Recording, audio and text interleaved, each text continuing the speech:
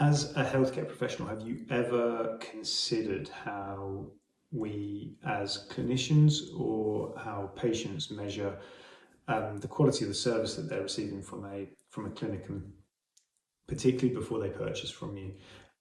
Do you think it's to do with the degrees that you have, your certificates on the wall, the fancy equipment, or anything like that that creates a high quality clinic? And I think when we all consider that question, we'd always say no. Although when we kind of promote ourselves, we quite often talk about our qualifications and what we know and what we can do and those types of things.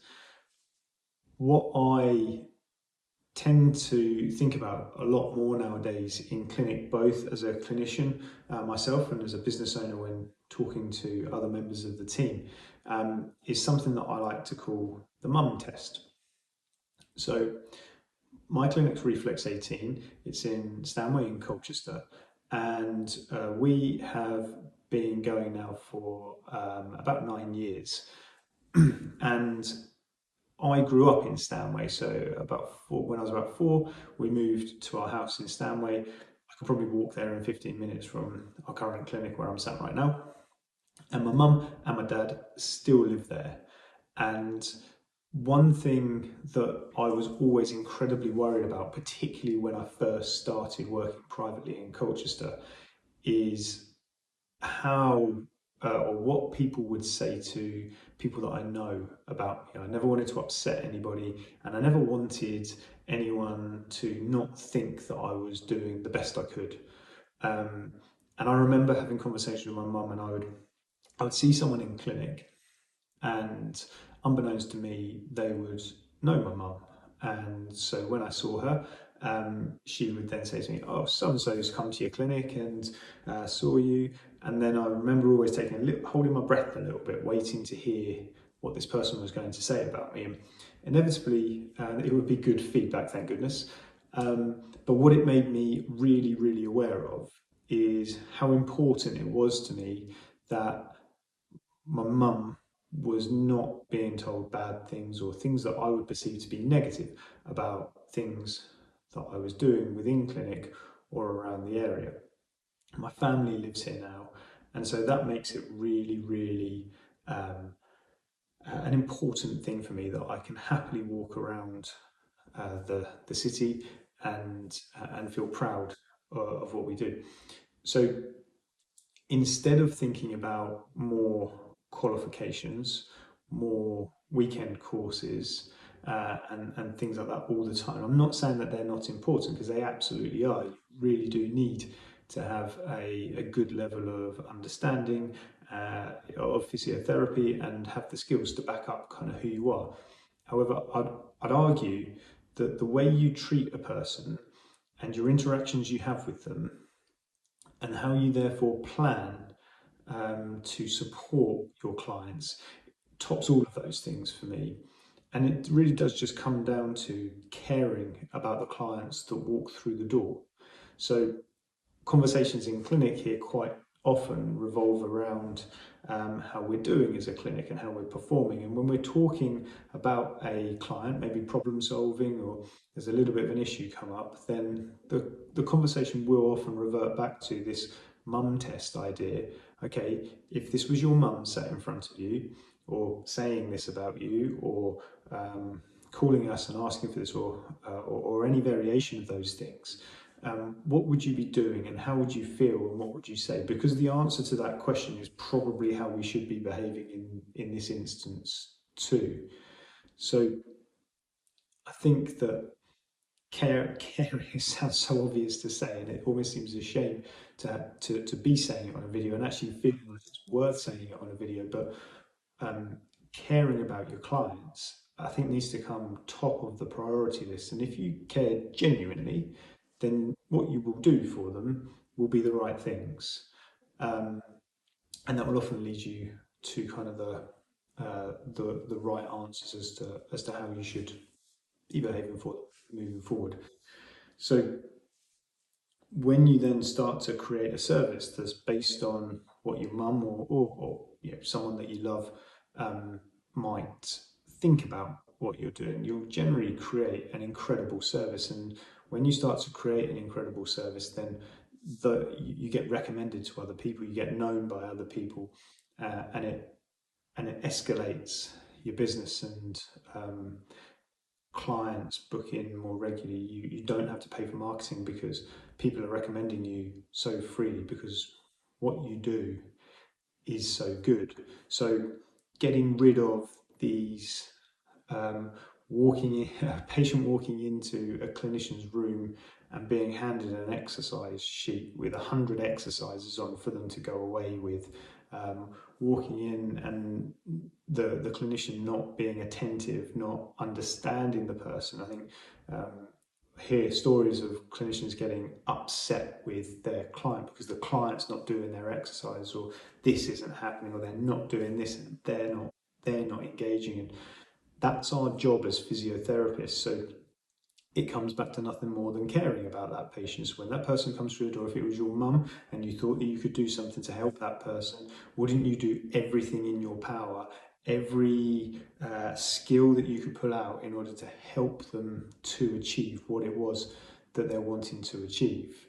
Um, it's not rocket science. It's really really simple, and I think we often forget this.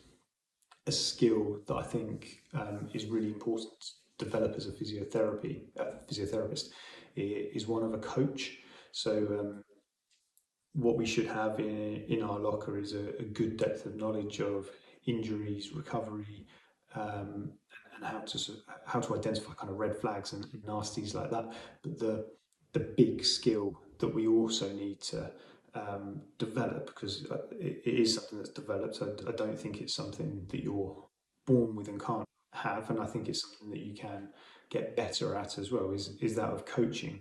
So working with the person that's coming in and identifying what it is that's their sticking points. Why are they not doing these things for themselves? We live in a day and age where if you type in information to Google and you get whatever answer you're after. And I'm sure clinicians, if there are any clinicians watching this, you'll you'll undoubtedly have had a question about a client that you've seen, or an injury that you're looking up, and you will have used ChatGPT or Gemini or some other form of AI in order to give yourself a little bit more information.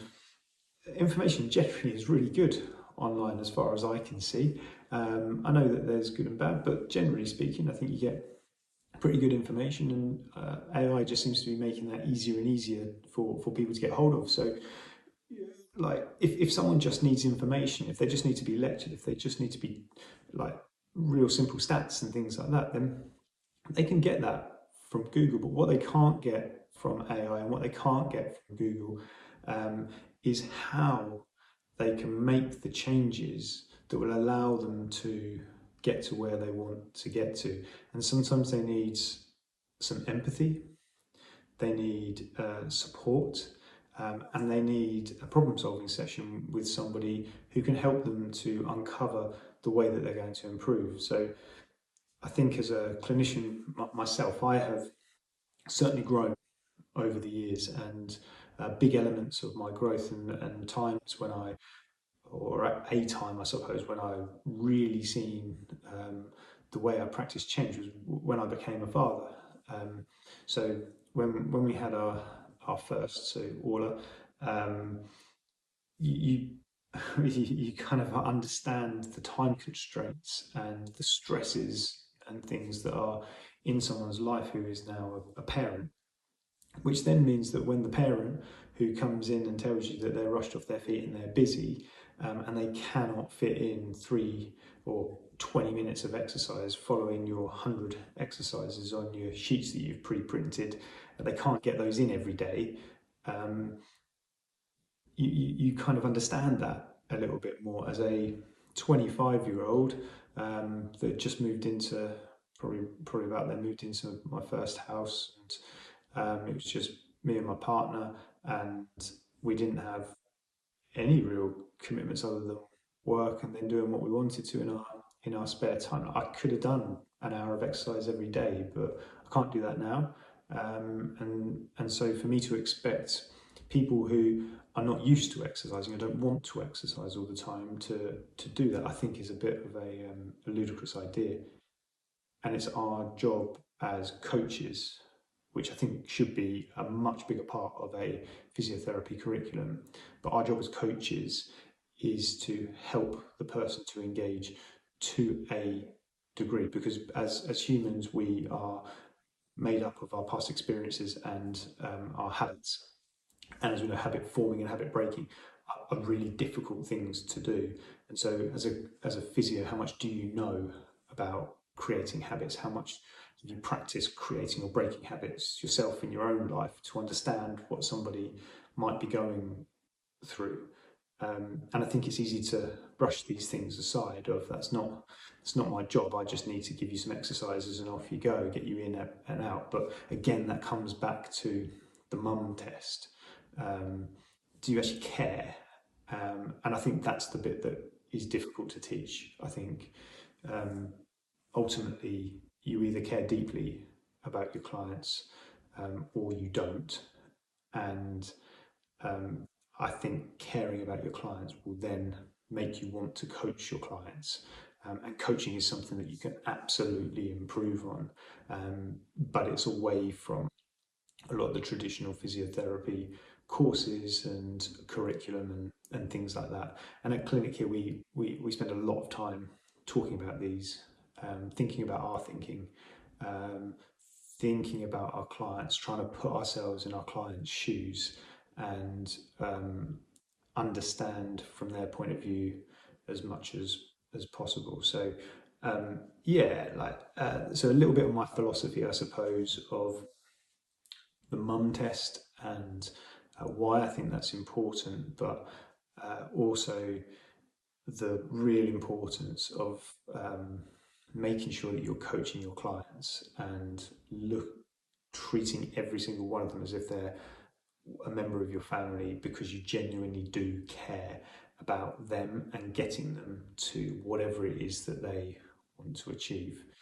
So I hope that's useful. It feels like a bit of a ramble, but I'm incredibly new to this YouTube stuff, and this is something that I've been thinking about recently. So I suppose my idea is to start to put some of these vlogs together, just of my thoughts to put together, and if there are some use to people, then that'd be great. But always happy to field questions, and send me an email if you want to, josh at reflex18.co.uk. Take care, guys.